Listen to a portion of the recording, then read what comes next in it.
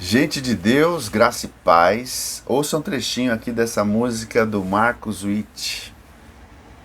Quero escuchar tu dulce voz, rompiendo el silencio en mi ser. Sé que me haría estremecer, me haría llorar o reír, y caería rendido ante ti. Marcos Witt é um compositor extremamente conhecido na América Latina, de modo geral, filho de missionários norte-americanos que faziam missão no México. O pai dele morreu, ele tinha apenas 2 anos de idade, a mãe casou-se novamente com outro homem ligado a missões. Ele o incentivou grandemente à música. Estudou, tanto em Durango como em Nebraska, música clássica, a ênfase dele, mas migrou para o louvor na igreja. Marcos Witt se transformou assim num ícone nos anos 90 e 2000 do que a gente ouviu assim de muita qualidade das bandas que ele estabelecia com suas escolas, como nas próprias composições. Essa música, que a gente traduziu para o português como Escutar Tua Voz, ela fala exatamente sobre a voz de Deus, né? Esse primeiro trecho que a gente ouviu aqui fala: quero escutar sua doce voz, rompendo o silêncio em meu ser, né? Então a ideia de que a voz de Deus tem esse poder de fato, transformar coisas dentro de nós.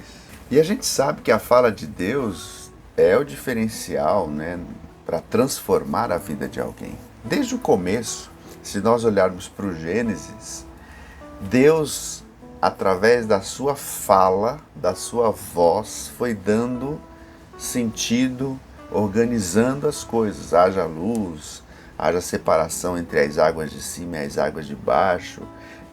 Enfim, Deus foi organizando o mundo por aqui. Quando a gente olha para o Novo Testamento, Jesus começa seu ministério falando, chamando as pessoas à consciência da necessidade que elas tinham de se arrepender de seus pecados.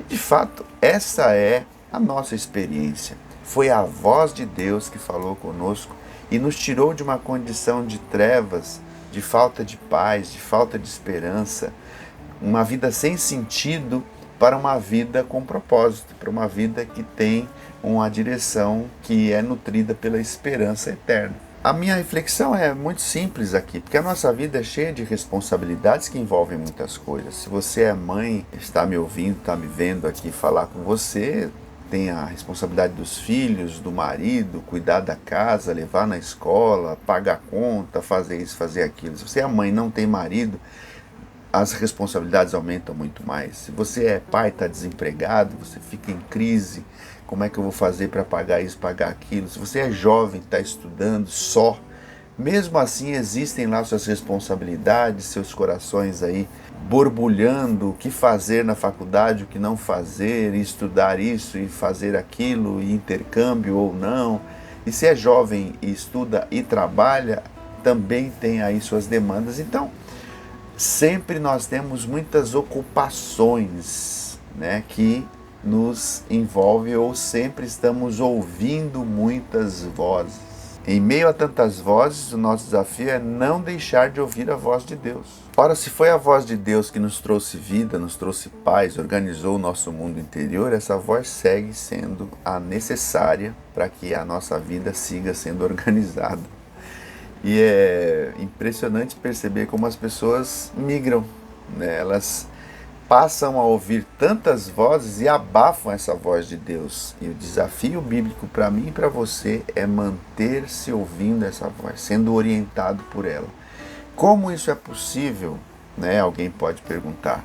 Eu me alimento da voz de Deus quando eu medito na sua palavra, quando eu leio os textos bíblicos, ela é a palavra de Deus. Eu me alimento dessa voz quando eu convivo com pessoas que também comungam com esse mesmo Deus. Eu me alimento dessa voz quando eu ouço acordes, músicas que trazem uma sensibilidade ao meu coração, para que eu discirna melhor as coisas.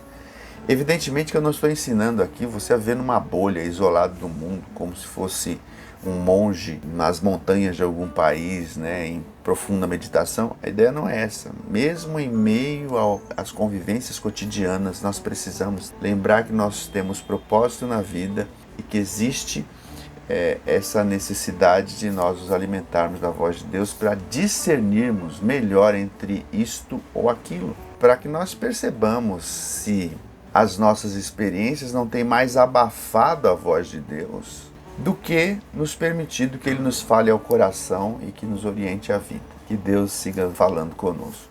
Graça e paz.